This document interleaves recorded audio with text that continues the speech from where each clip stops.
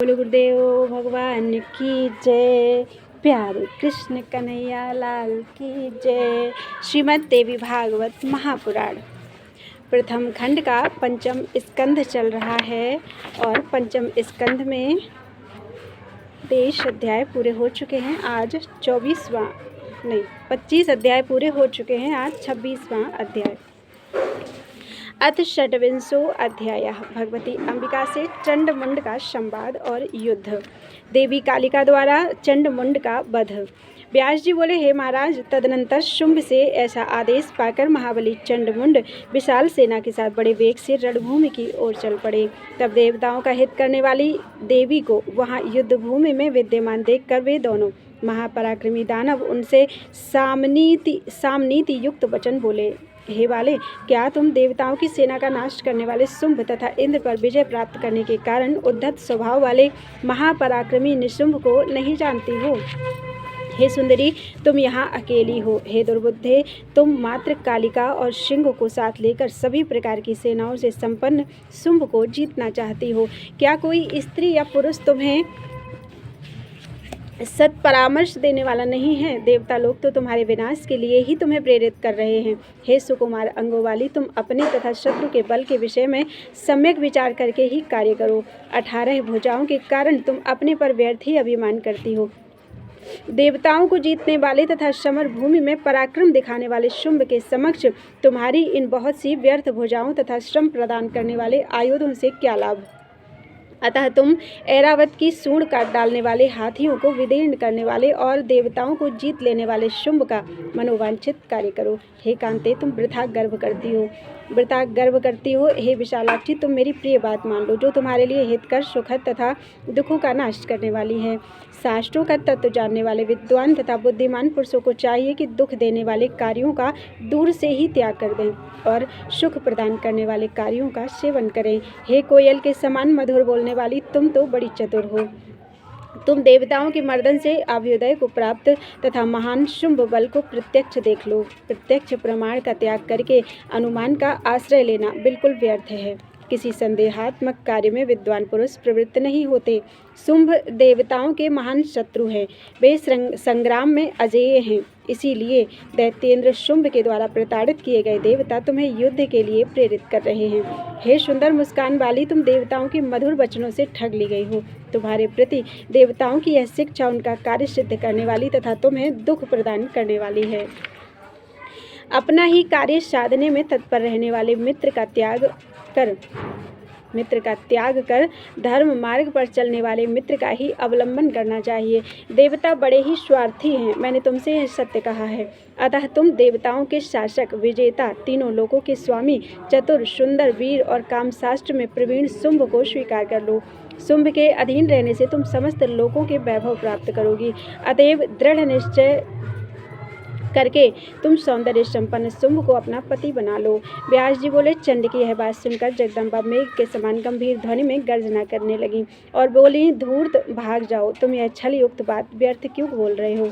विष्णु, शिव आदि को छोड़कर मैं शुंभ को अपना पति किस लिए बनाऊं? ना तो मुझे किसी को पति बनाना है और ना तो पति से मेरा कोई काम ही है, क्योंकि जगत के सभी प्राणियों की स्वामिनी मैं ही हूँ। इसे तुम सुन लो। मैंने हजारों हजार शुंभ तथा निशुंभ देखे हैं और पूर्व काल में मैंने सैकड़ों दैत्यों तथा दानवों का वध किया है।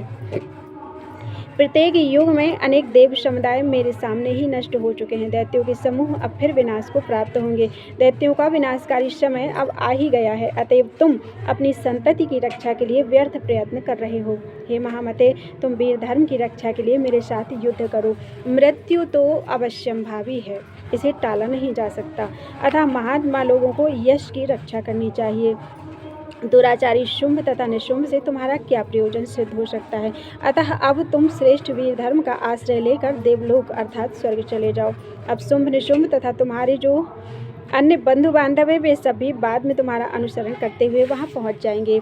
हे मदात्मन, मैं अब क्रमशः सभी दैत्यों का संहार कर डालूंगी। हे विषांपते, अब विषाद त्यागो और मेरे साथ युद्ध करो। मैं इसी समय तुम्हारा तथा तुम्हारे भाई का वध कर दूंगी। तत्पश्चात शुंभ, निशुंभ, मदोन्मत्त, रक्तबीज तथा अन्य दानवों को रणभूमि में मारकर मैं अपने धाम को चली जाऊंगी। अब तुम यहाँ ठहरो अथवा शीघ्र भाग जाओ। व्यर्थ ही स्थूल शरीर धारण करने वाले हे दैत्य, तुरंत शस्त्र उठा लो और मेरे साथ अभी युद्ध करो। कायरों को सदा प्रिय लगने वाली व्यर्थ बातें क्यों बोल रहे हो? व्यास जी बोले, देवी के इस प्रकार उत्तेजित करने पर दैत्य चंडमुंड क्रोध से भर उठे और अपने बल के अभिमान में चूर उन दोनों ने वेगपूर्वक अपने धनुष की प्रत्यंचा की, भीषण टंकार की। उसी समय दसों दिशाओं को गुंजित करती हुई भगवती ने भी शंखनाद किया और बलवान सिंह ने भी कुपित होकर गर्जन किया। उस गर्जन से इंद्र आदि देवता, मुनि, यक्ष, गंधर्व, सिद्ध, साध्य और किन्नर बहुत हर्षित हुए। तदनंतर चंडिका और चंड में परस्पर बाण, तलवार, गदा आदि के द्वारा भीषण संग्राम होने लगा, जो कायरों के लिए भयदायक था। चंडिका ने दैत्य चंड के द्वारा छोड़े गए बाणों को अपने तीक्ष्ण बाणों से काट दिया और फिर वे चंड पर अपने सर्प सदृश भयंकर बाण छोड़ने लगी। उस समय संग्राम में आकाशमंडल बाणों से उसी प्रकार आच्छादित हो गया जैसे वर्षा ऋतु के अंत में किसानों को भय प्रदान करने वाली टिड्डियों से आकाश छा जाता है। उसी समय अति भयंकर मुंड भी सैनिकों के साथ बड़ी तेजी से रणभूमि में आ पहुंचा और क्रोधित होकर बाणों की वर्षा करने लगा। तब मुंड के द्वारा प्रक्षिप्त महान बाण समूह को देखकर अंबिका बहुत कुपित हुई। क्रोध के कारण उनका मुख मेघ के समान काला, आंखें केले के पुष्प के समान लाल और भौहें टेढ़ी हो गईं। उसी समय देवी के ललाट पटल से सहसा भगवती काली प्रकट हुई। अत्यंत क्रूर वे काली व्याघ्र चर्म पहने थी और गज चर्म के उत्तरीय वस्त्रों से सुशोभित थी। उन भयानक काली ने गले में मुंडमाला धारण कर रखी थी और उनका उदर सूखी बावली के समान प्रतीत हो रहा था। अत्यंत भीषण तथा भय प्रदान करने वाली वे भगवती काली हाथ में खड्ग, पाश तथा खटवांग धारण किए हुए थी। रौद्र रूप वाली वे काली साक्षात दूसरी कालरात्रि के समान प्रतीत हो रही थी। विशाल मुख तथा विषाद जघन प्रदेश वाली वे भगवती काली बार बार जिह्वा लपलपाती हुई बड़े वेग से असुर सैनिकों का संहार करने लगी। वे कुपित होकर बड़े बड़े दैत्यवीरों को हाथ में पकड़कर अपने मुख में डाल लेती थी और धीरे धीरे उन्हें दांतों से पीस डालती थी। घंटा तथा आरोहियों समेत हाथियों को अपने हाथ में पकड़कर वे देवी उन्हें मुख में डाल लेती थी और उन्हें चबा चबा कर अट्टहास करने लगती थी। उसी प्रकार वे घोड़ों, ऊँटों और सारथियों सहित रथ को अपने मुख में डालकर दांतों से अत्यंत भयानक रूप से चबाने लगती थी।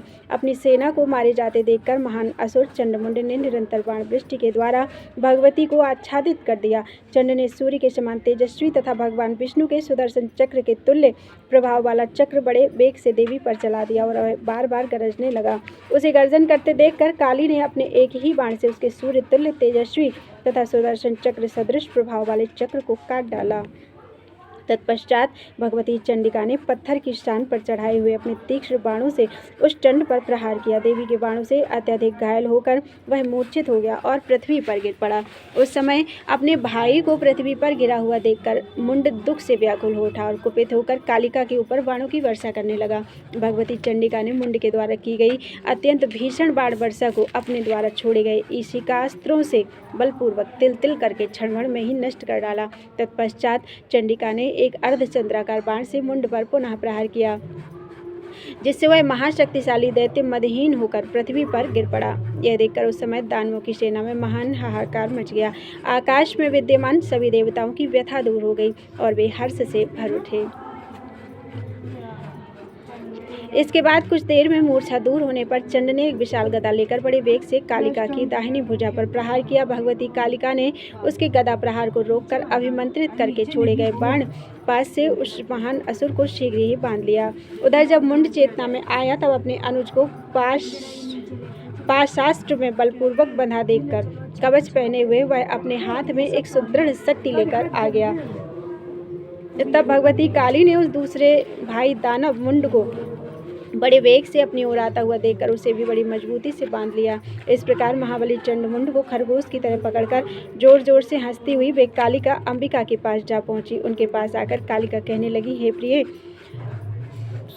मैं रण यज्ञ में पशु बलि के लिए इन रण दुर्जय दानवों को यहाँ ले आई हूँ। आप इन्हें स्वीकार करें। तब उन लाए गए दोनों दानवों को भेड़िए की तरह दीनहीन देखकर भगवती अंबिका ने कालिका से मधुरता भरी वाणी में कहा, हे रणप्रिय, न इनका वध करो और न छोड़ो ही। तुम चतुर हो, अतः किसी उपाय से अब तुम्हें शीघ्र ही देवताओं का कार्य सिद्ध करना चाहिए। व्यास जी बोले, अंबिका की यह बात सुनकर कालिका ने उनसे पुनः कहा, जिस प्रकार यज्ञ भूमि में यूप स्थापित किए जाते हैं, उसी प्रकार विख्यात युद्ध यज्ञ में बलिदान स्तंभ के रूप में प्रतिष्ठित खड्ग के द्वारा मैं आलम्भन पूर्वक इस तरह इनका वध करूंगी, जिससे हिंसा नहीं होगी।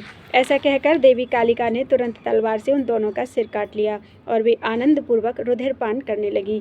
इस प्रकार उन दोनों दैत्यों को मारा गया देखकर अंबिका ने प्रसन्न होकर कहा, तुमने आज देवताओं का महान कार्य किया है, इसलिए मैं तुम्हें एक शुभ वरदान दे रही हूँ। हे कालिके, चूंकि तुमने चंडमुंड का वध किया है, इसलिए अब तुम पृथ्वी लोक में चौमुंडा इस नाम से अत्यधिक विख्यात होगी। इति श्रीमद्देवी भागवते महापुराणे अष्टादशसहस्रयां संहितायां पंचम स्कंधे चंडमुंडवधेन देव्याश्च चौमुंडेति नाम वर्णनम नाम षड्विंशो अध्याय। बोलो वृंदावन बिहारी लाल की जय।